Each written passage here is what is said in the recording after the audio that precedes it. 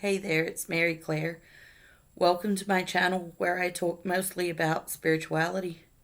Recently, I've been talking about the spirituality of St. John of the Cross. As you can see, too, I finally got my hair done in a way that's actually manageable for me. It's such a relief, and I won't have awkward looking hair on videos anymore. And before you come at me about cultural appropriation, nobody has informed my hair that I'm not black, and therefore, my hair having a similar texture needs to be done in a manageable way. So here we are. I write two Substack publications. The main one is Altars and Altars, which is about humanity and spirituality as someone who has dissociative identity disorder, and Life After Satanic Ritual Abuse.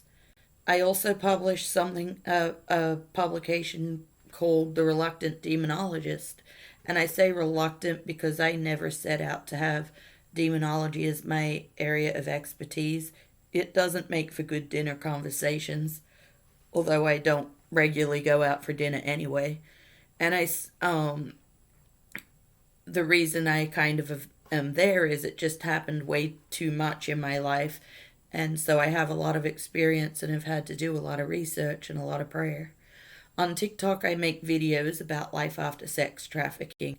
I have a presence on Patreon and Instagram also, and I'm working on a Discord. I actually opened Discord, created a server, and put a name in. So that's big for me on Discord. I'm waiting for my 18-year-old to help me with all of the rest. So John had some very specific thoughts about loneliness, where he says that incredible loneliness comes right before ecstasy. And when I say ecstasy in a spirituality context, I mean mystical union with God, not Molly. Although I've used a lot of Molly in the past and I thought it was pretty good at the time. Thankfully, though, I haven't had it in 2 decades or more. So, in the case in spirituality, when I'm talking about ecstasy, it's a term used in mysticism. I used to suffer from chronic loneliness, and sometimes I still do.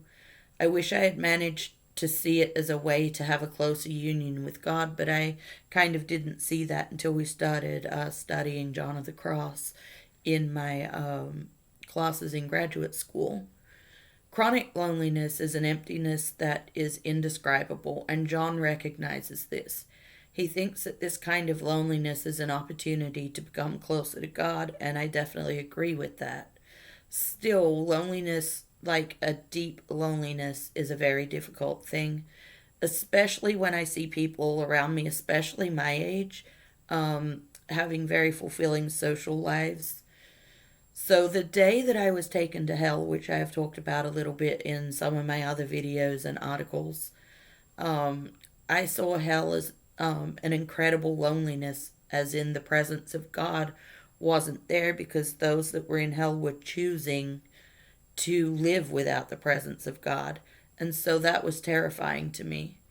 I often get this incredible restlessness, which John talks about, and it's not the kind of restlessness where I need some ADHD medication. It's just not. It's a spiritual restlessness, and it doesn't resolve until I've had some deep communion with Jesus.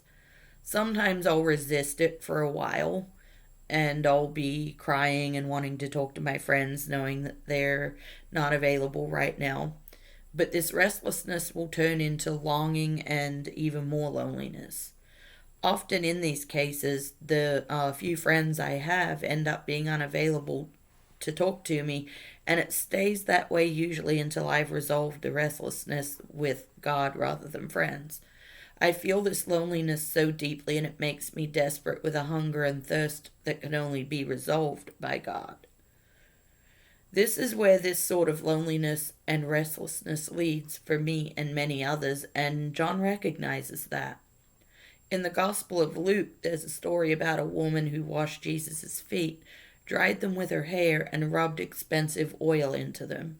When people took offense at Jesus letting this woman do this because she had done evil things, and they thought that as a result he shouldn't let her touch him, he told them that she had been forgiven so much that she loved him more and was much closer to him than they were. While it's not quite the same, this woman was shunned by society because of who she was and what she'd done. And Jesus was the only one who really even wanted to talk to her, and so she found comfort in that and had a relationship with him. I too have been forgiven for some truly evil things, things that most people never know anything about. Um, and it brings me closer to Jesus, having been forgiven so much. And I'm also completely estranged from my family of origin. I have been for about a decade now, and so I claim Mother Mary as my mother, and she brings me closer to Jesus. The fact that this concept that John is talking about is called a theology of loneliness is kind of interesting to me because a lot of the things that John talks about are strictly mystical and talked about within the context of spirituality. But this has been labeled as theology, so it means that it says something about who God is. It means that God comes to us in our extreme loneliness and fills us. When the dark night of the soul shows up and we are emptied of all that we hold dear, our intellect, will, and memory, the only resolution is mystical union with God. The spiritual hunger and thirst become so incredibly intense that there is no other way to endure it. In my loneliest moments, I have the biggest opportunities to have that mystical union with God.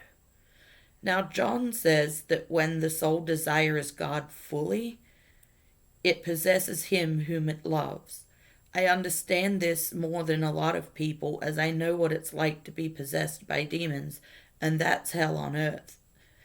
In fact, my exorcism happened the moment Jesus himself placed a communion wafer on my tongue. The demons came out through my mouth. They were screaming and screeching, and the smell was almost unbearable. It hurt, and I threw up when it was done. After they'd gone, however, I had some very close, intimate moments with Jesus because when the demons came out and they'd been there so long, I didn't know what life was like without them, and so it was eerily quiet, and I felt really empty, and that's actually a dangerous place to be unless you're close to Jesus because even in the Bible, it says that if the demons, are cast out and that person cleans their life up, they'll sometimes come calling again to see if you'll let them back in, and that's happened to me several times. Um, and if the person lets them in again and the demons repossess them, the Bible says it's 7 times worse than the first time around. So for me, it was very, very important to be close to Jesus after this spiritual emptiness as well.